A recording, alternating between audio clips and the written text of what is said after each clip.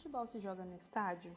Futebol se joga na praia, futebol se joga na rua, futebol se joga na alma.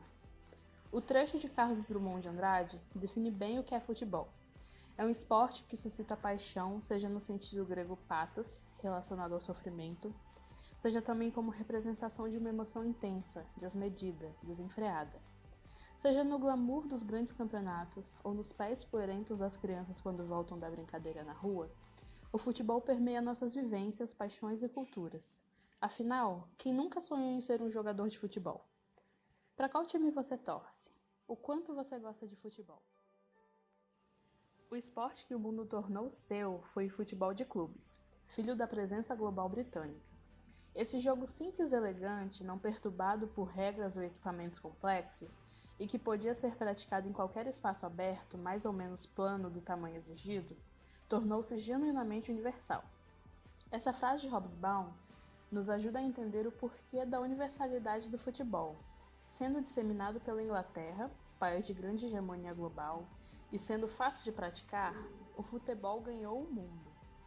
Em 2600 a.C., já eram possíveis achar práticas com relativa semelhança ao futebol na China e no Japão. No século XIX, há a fundação da Football Association na Inglaterra. É também no século XIX que o futebol chega ao Brasil, sendo trazido por rapazes que iam estudar fora do país. O futebol primeiramente se torna um esporte praticado pela elite. Nas décadas de 1920 e 1930, com o desenvolvimento da indústria e a chegada da mão de obra estrangeira no Brasil, o esporte chegou aos operários das fábricas. Exemplos disso são o Bangu, no Rio de Janeiro, time originário da fábrica de tecidos Bangu, e o Juventus, em São Paulo, originário da indústria Cresp. Hoje em dia, o poder político, econômico e cultural do futebol é incontestável. O futebol é elemento de grande conexão do indivíduo com o local em que ele vive. E isso é uma barreira de enfrentamento da lógica perversa da globalização que procura destruir e massificar as culturas locais. Grande exemplo disso é o Brasil, país em que o termo jogar bola tem um único significado: futebol. Então era assim, no tempo que preto não entrava no baiano, era esse tempo aí, era um tempo em que os negros ainda frequentavam a periferia dos grandes clubes, das grandes práticas esportivas e etc, etc. Era muito ruim, né? Porque qualquer coisa que a gente falava, ô negão, ô macaco, você é muito feio. Então a gente sofria muito. Era pejorativo na cara da gente, você é muito feio. Eu, apesar de não ter assim muita cultura, eu não imaginava que um homem branco era melhor que um homem preto. Eu acho que o homem branco tem nariz, tem boca, tem orelha, tem joelho, tudo igual a gente. Qual a diferença que tem?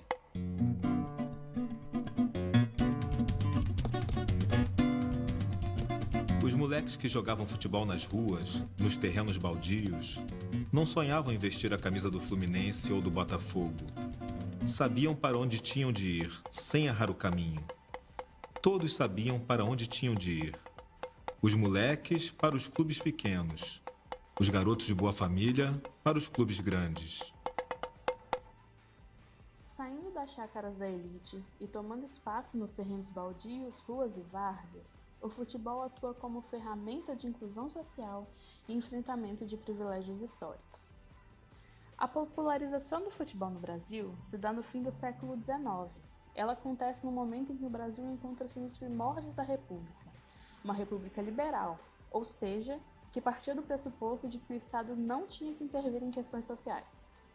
A República Brasileira era, portanto, um lugar complicado para os negros, que acabaram de sair de uma condição de séculos de escravidão e não tinham nenhum apoio do Estado para se inserirem na sociedade. O Estado brasileiro era um Estado que marginalizava o negro. O Bangu Atlético Clube, time do subúrbio do Rio de Janeiro, tem um papel simbólico por ser o primeiro clube do Estado a escalar Francisco Carregal, um atleta negro, em 1905. O episódio fez com que a Liga Metropolitana de Futebol proibisse o registro de pessoas de cor como atletas amadores. O Clube de Regatas Vasco da Gama foi campeão carioca em 1923, com 12 atletas negros em seu elenco e despertou a ira dos rivais. No ano seguinte, Fluminense, Flamengo, Botafogo e outros times abandonaram a Liga Metropolitana e fundaram a Associação Metropolitana de Esportes Atléticos, entidade a qual o Vasco só poderia se filiar se dispensasse seus 12 atletas negros. Um fato triste e curioso para a profissionalização dos atletas negros no futebol aconteceu no Fluminense. O preconceito dos sócios com os jogadores, que entravam e frequentaram os mesmos espaços que os sócios, fez com que o clube profissionalizasse o futebol e contratasse os jogadores, fazendo com que eles usassem os espaços dos funcionários e não mais tivessem contato com os sócios. A profissionalização do futebol no Brasil foi importante, pois os atletas passaram a ser contratados e pagos de acordo com seu nível técnico. A cor da pele dos jogadores passou a ser uma questão menos importante. A nova situação do futebol brasileiro propiciou o reconhecimento de talentos como Leônidas da Silva, o Diamante Negro, que encantou o mundo na Copa de 1938 na França. Antes disso, a presença de negros na seleção brasileira ainda era vista com maus olhos. A popularização do futebol ao longo do século passado o expandiu a todas as camadas sociais do país. Os negros como Domingos da Guia, Leônidas, Barbosa, Newton Santos e outros foram conquistando seu espaço nos clubes e na seleção e agregando valor e técnica ao nacional. Eu não lembro de rigorosamente nada do jogo, mas eu lembro do espanto de ver o estádio. E o espanto de ver o estádio é o espanto do túnel da arquibancada. Porque você subia a rampa do Maracanã e tinha o túnel que te levava à arquibancada. Era um túnel relativamente estreito e você percorria aquele túnel, as crianças geralmente iam correndo e chegando no final do túnel olhar o estádio. Aquela certamente é uma das imagens mais marcantes da minha vida, da imensidão, né, do mundo. O Maracanã, para mim, ali era maior do que o mundo. As cidades são produções sociais e expressam em si culturas e suas transformações ao longo de seus anos. O futebol, dentro de sua manifestação, entra como importante agente de produção de paisagens, tradições e identidades que são expressas nas cidades desde sua introdução. Inicialmente, o futebol se espacializa em parques públicos, praias e praças. Porém, com a sua popularização e profissionalização, passa a ter uma função de mercadoria e, assim, se dissemina os estádios exclusivamente para a prática do futebol e que terão um papel fundamental na construção e reprodução de identidades sociais. Os estádios apresentam a evolução do futebol enquanto parte de uma paisagem produzida e baseada em ideias e sentimentos a partir das ações dos indivíduos sobre o espaço. Assumem uma função coletiva e política e representam uma trajetória na produção do urbano e reprodução social. Se manifesta não só como uma configuração do território, mas também como uma reprodução de rituais públicos, representados pelos grandes jogos de equipes rivais que aglomeram multidões e que poderão levar a conflitos identitários.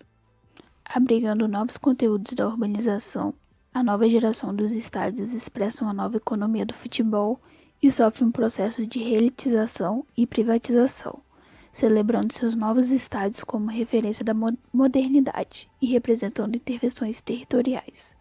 Para se transformar em território totalmente voltado para o circuito da mercadoria, os estádios formaram uma nova regulamentação para garantir ao consumidor um conforto e bem-estar.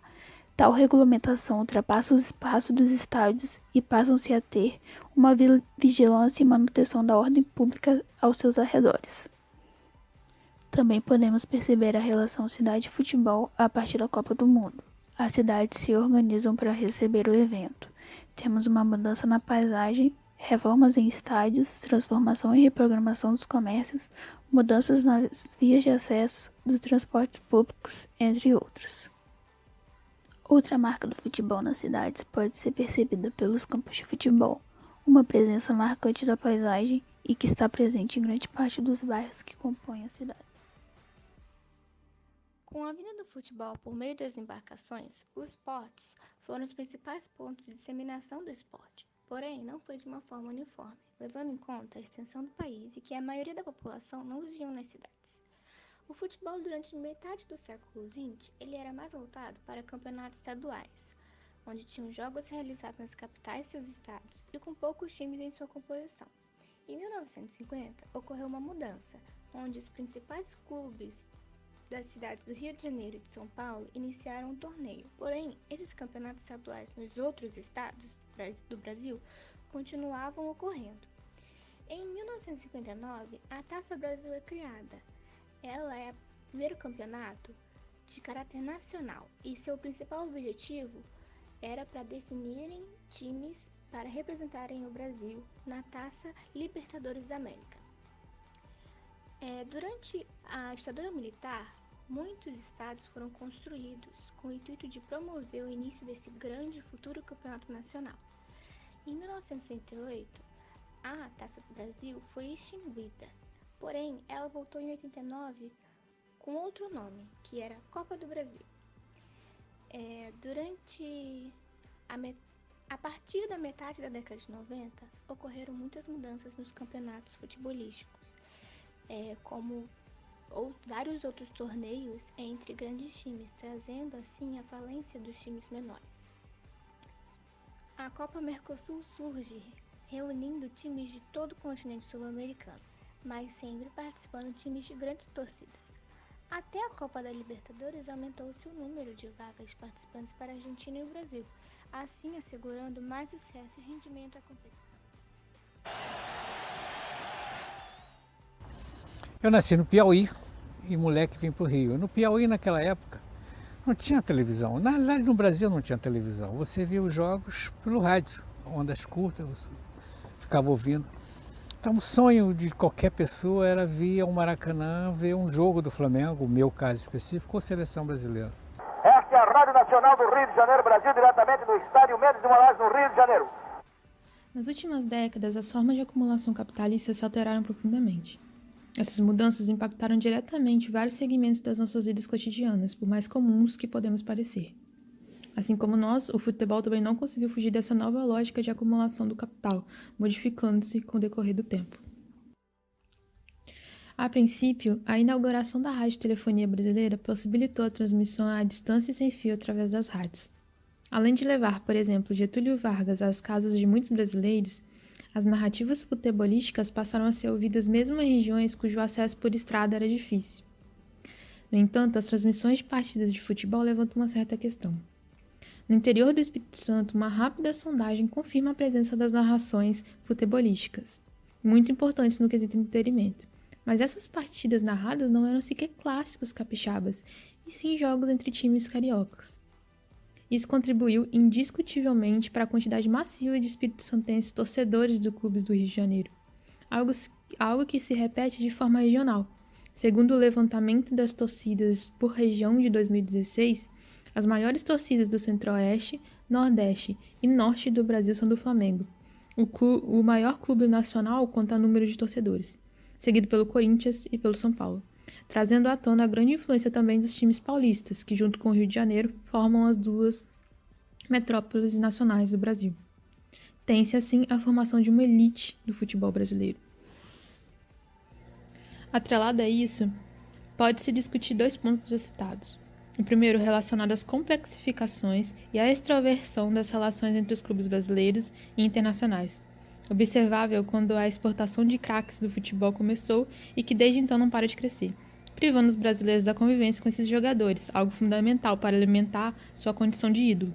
A seleção brasileira, por exemplo, deixou de ser formada apenas por jogadores atuantes no futebol nacional, externalizando as escalações que se vêem em campo. O segundo ponto está em refletir a importância, visibilidade e rentabilidade que acompanham os diferentes níveis das competições. Qual o lucro está envolvido em campeonatos municipais, estaduais, regionais, nacionais e internacionais? E como isso se traduz em maior significância entre um e outro aos olhos dos agentes associados, como as redes de televisão e os patrocinadores? Um jogo que envolve clubes de cidades distintas ou de países distintos tem, por exemplo, um público-alvo maior. Um fator tão determinante que levou os economistas do futebol a dizerem que cidades com fortes rivalidades locais seriam incapazes de manter, por razões mercadológicas, dois grandes clubes, tal qual acontece em Porto Alegre, em relação ao Grêmio e ao Internacional. De uma forma complementar e conclusiva, Gilmar de Jesus pontua que, no Brasil, nota-se um crescente esvaziamento dos estádios, sobretudo nas metrópoles. O futebol brasileiro, em suma, vive um momento de profunda reorganização, muito prejudicada pelas mundialmente conhecidas estruturas de corrupção e má gestão. A lógica instrumental globalizadora vem prevalecendo sobre as tradições locais, alterando profundamente a estrutura do futebol e tentando reduzir o torcedor a um mero consumidor. Diante disso, até que ponto a identidade local irá resistir ou sofrerá profundas modificações é algo que somente o tempo nos dirá.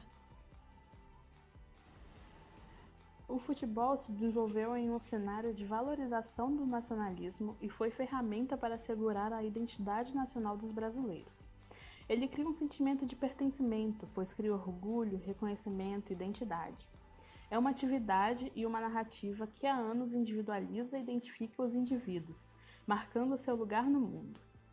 Agradecemos por assistirem e esperamos que tenhamos estimulado a visão crítica voltada à formação cultural e humana através do futebol.